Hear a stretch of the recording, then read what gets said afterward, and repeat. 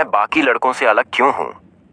अर्जुन का जन्म एक मध्यम वर्गीय परिवार में हुआ था। उसके माता पिता आम भारतीय माता पिता की तरह थे, सख्त, परंपराओं को मानने वाले और समाज की इज्जत को सबसे ऊपर रखने वाले। बचपन में जब बाकी बच्चे खेल खेल में लड़कियों के साथ शादी ब्याह का नाटक करते थे, अर्जुन को वह खेल कभी समझ नहीं आता था। उसे गुड़ियों से नहीं, बल्कि उन लड़कों से लगाव महसूस होता था जो खुलकर हंसते, शर्टलेस होकर खेलते और किसी की परवाह नहीं करते थे। वह छत पर जाकर अक्सर पड़ोस के बच्चों को खेलते हुए देखता। गर्मी के दिनों में जब लड़के अपने टी शर्ट उतारकर क्रिकेट खेलते थे, अर्जुन उनकी तरफ अजीब से आकर्षण के साथ देखता। यह भावना उसे खुश भी करती थी और डराती भी थी। वह जानता था कि यह सामान्य नहीं है। एक बार जब वह करीब 10 साल का था, स्कूल में उसके दोस्त राज ने उससे पूछा, तेरी फेवरेट लड़की कौन है? कौन सी लड़की सबसे सुंदर लगती है? अर्जुन को कोई जवाब नहीं सूझा। वह झूठ बोलना चाहता था, लेकिन उसका मन नहीं माना।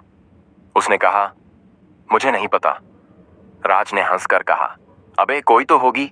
क्या तू लड़कों को पसंद करता है? यह सवाल सुनकर अर्जुन को जैसे करंट लग गया। उसके चेहरे का रंग उड़ गया। उसे नहीं पता था कि इसका जवाब क्या दे। उसने तुरंत बात बदल दी, लेकिन वह सवाल उसके दिमाग में हमेशा के लिए बस गया। अगर लोग जान गए कि मुझे लड़कियां नहीं लड़के पसंद हैं तो क्या होगा? उस दिन से अर्जुन डरने लगा।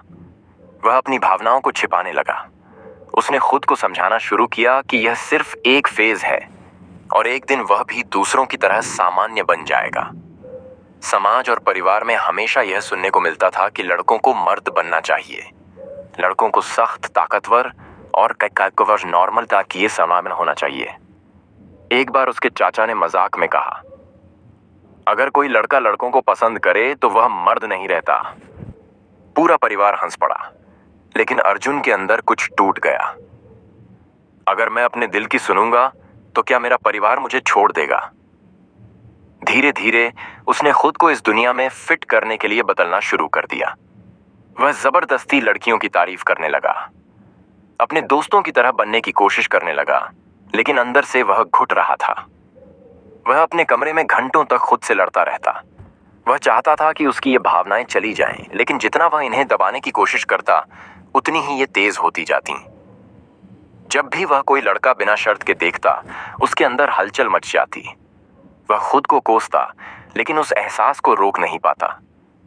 उसे ऐसा लगता कि वह दो जिंदगियां जी रहा है, एक जो दुनिया देख रही थी और एक जो उसके अंदर कहीं छिपी हुई थी। लेकिन यह छुपने का सिलसिला कब तक चलेगा? पार्ट 2, अर्जुन की मुलाकात रोहन से, जल्द ही। क्या अर्जुन अपने डर से बाहर निकल पाएगा? क्या वह अपनी पहचान स्वीकार कर पाएगा? जानने के लिए इंतजार करिए, पार्ट 2 का जल्दी लेके आएंगे आपके पास पार्ट 2।